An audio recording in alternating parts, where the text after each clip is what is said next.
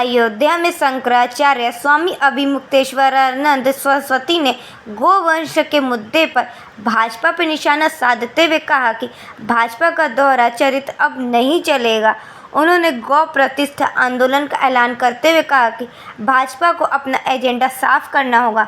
उन्होंने नागालैंड के बीजेपी अध्यक्ष द्वारा गौ संरक्षण यात्रा का विरोध और वहीं दूसरी ओर पार्टी नेताओं के गाय को लेकर अलग अलग व्यवहार पर सवाल उठाए। उन्होंने कहा कि एक ही पार्टी के नेताओं की विचारधारा में स्पष्ट अंतर है।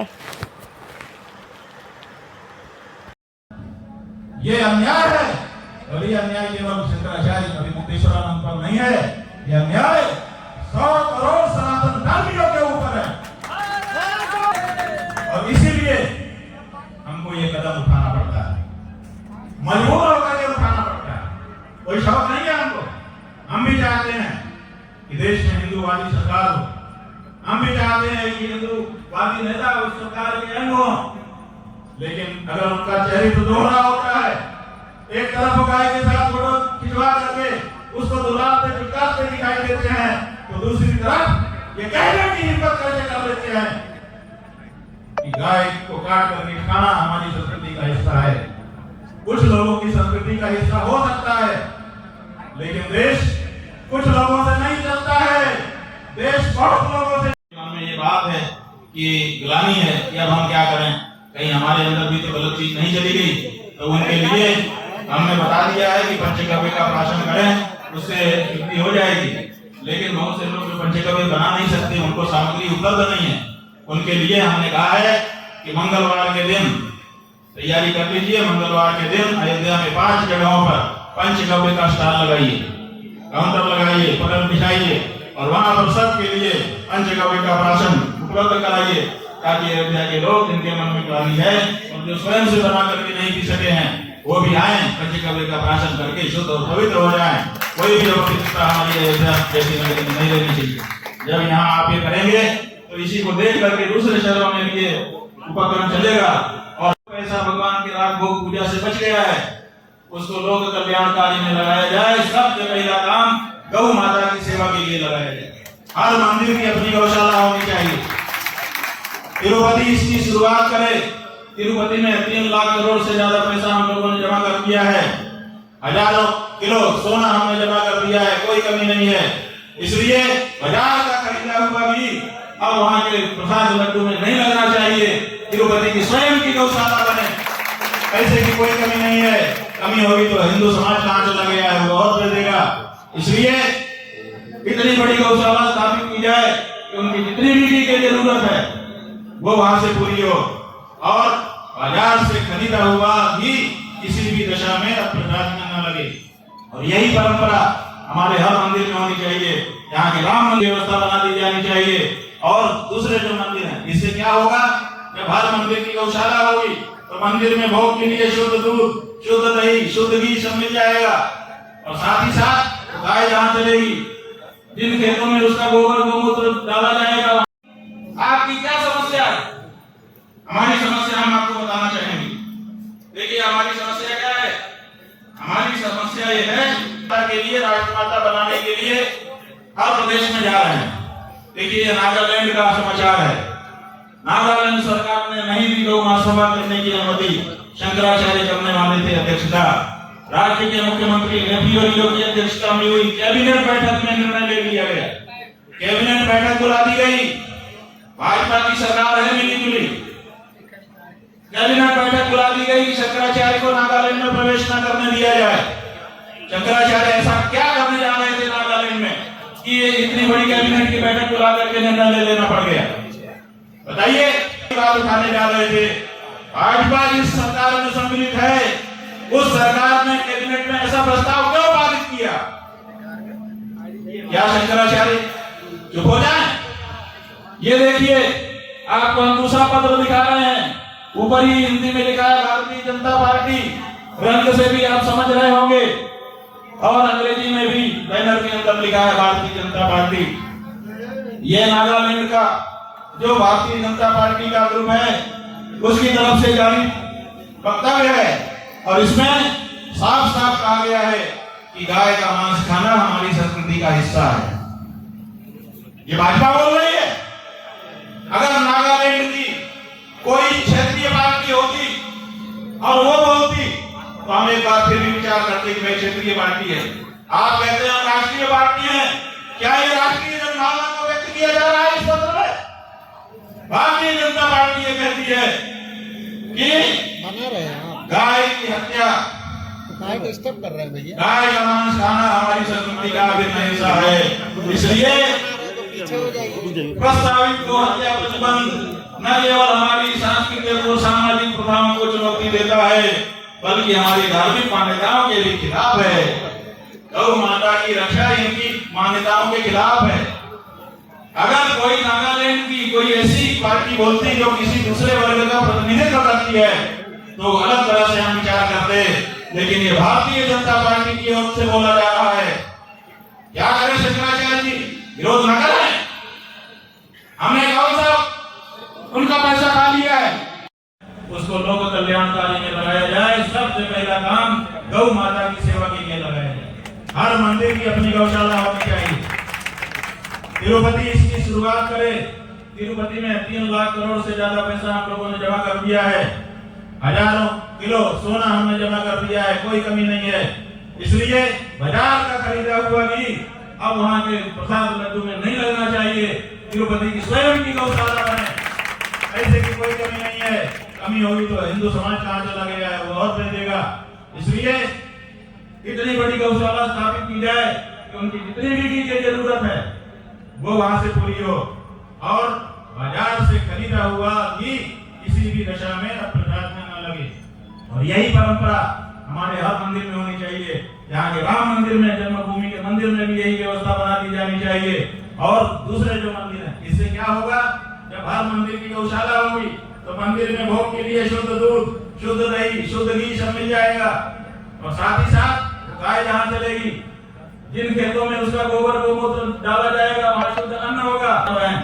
और भी दूसरे लोग हैं, हम इन्हीं 4 लोगों की कमेटी बना रहे हैं कि आप लोग मिलकर के ये जो अयोध्या वीर सम्मान समारोह है उसके बारे में अनुसंधान करके जल्दी से व्यवस्था बनाइए, भव्य आयोजन करिए। और यहाँ के संतों महंतों से भी हम अनुरोध करना चाहते हैं कि गौ माता के बारे में आवाज उठाइए। गौ माता के बारे में आवाज अगर आप नहीं उठाएंगे तो हिंदू धर्म की रक्षा करने का जो आपका प्रण है वो असफल हो जाएगा।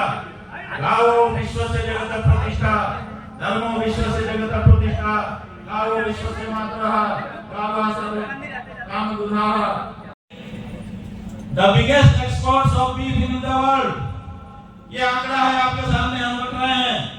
इसमें आप देख रहे हैं सबसे बड़ा खंभा वो ब्राजील का है, लेकिन उस ब्राजील के खंभे के ठीक नीचे बाद में जो दूसरा खंभा है उसमें IN लिखा हुआ है और भारत का झंडा लहरा रहा है, आपका तिरंगा। कैसे हम इस तिरंगे पर बना करके खड़ा कर दिया गौ पूजक देश में? ये क्या होते हैं? हिंदू तो क्या है? गोश भक्ति विरायस्य पुनर्जन्मनि विनाशयः ओंकार मूल मंत्रम च सबै हिंदू रीति स्मृतः। गौ भक्ति सबसे पहला लक्षण है हिंदू होने का। और ऊपर से तुक्का ये कि आप इस तरह का फोटो चलवा देते हो, माता कहा जाए, पशु सूची से हटाया जाए और उनकी हत्या को मानव की हत्या जैसा दंडनीय अपराध घोषित किया जाए और ये हो करके रहेगा। और इसीलिए हम भगवान श्री राम से आज शक्ति मांगेंगे कि हिंदू समाज को वह शक्ति दीजिए कि वो कम से कम अपनी परम प्रतीक गौ माता की रक्षा के लिए आवाज उठा सके। बंधुओं, हमारी भी अपनी पीड़ा है, उस पीड़ा को कहां हम व्यक्त करें? भला हो इस कैमरे का निर्जीव है लेकिन कम से कम पीड़ा सुन लेता है। ये जो सदियों लोग बैठे हुए हैं वो हमारी पीड़ा नहीं सुन रहे हैं। 78 साल हो गए, 78 साल से हमको आश्वासन दिया जा रहा है कि हम गौ हत्या बंद करेंगे, हम गौ हत्या बंद करेंगे। कोई पार्टी 2 बैलों की जोड़ी को अपना चुनाव चिन्ह बना लेती है और हम हिंदुओं का टक्कर में हमसे अपने आप को हक सिद्ध करके सत्ता में आ जाती है, लेकिन कोई भी पार्टी हमारी भावना की कदर नहीं करती। जो आप आंसू अरुणाचल अरुणाचल प्रदेश स्टूडेंट्स यूनियन, उस यूनियन का एक पदाधिकारी वक्तव्य दे रहा है, इंटरनेट पर आया हुआ है, आपने सुन लिया होगा। वो कह रहा है कि शंकराचार्य जी हमारे अरुणाचल में आ रहे हैं। तो पहले उत्तर प्रदेश के बता रहा है कि सबसे ज्यादा मांस का निर्यात Indian production of meat source department of animal husbandry, उसके आंकड़े हैं। सबसे बड़ा ऊंचा खंबा दिखाई दे रहा है, ये आपके यूपी का है। दूसरी जगह पर लिखा हुआ है कि जो 79 ऊंचे खाने हैं उनमें से 40 से अधिक उत्तर प्रदेश में हैं। सबसे ज्यादा गोमांस का निर्यात उत्तर प्रदेश से हो रहा है। और ये बात बता करके वो व्यक्ति हमसे कह रहा है कि ये पहले उत्तर प्रदेश आप जाइए शंकराचार्य जी, तब अरुणाचल आइए। अब बताइए हमारे मुंह में क्या कहें हम, कितनी पीड़ा हमको होती है। अगर हम उससे लड़ने जाते हैं, वो कहता पहले वहीं जाइए। आज हमारे पास उस बच्चे की बात का जवाब अगर नहीं है तो किसके कारण नहीं है? क्या उनके ऊपर हम ना बोले? ये आंकड़ा है आपके सामने, हम रख रहे हैं। इसमें आप देख रहे हैं सबसे बड़ा खंबा वो ब्राजील का है, लेकिन उस ब्राजील के खंबे के ठीक नीचे भाग में जो दूसरा खंबा है उसमें IM लिखा हुआ है और भारत का झंडा लहरा रहा है, आपका तिरंगा। कैसे हम इस तिरंगे पर नाच करें? कैसे हम आज की सरकार पर नाच करें जिसने भारत को भी निर्यात में इतना बड़ा बना करके खड़ा कर दिया? राज में हो रहा है, क्या आपका शंकराचार्य उनके विरोध खड़ा हो कि ना खड़ा हो, ये बताइए।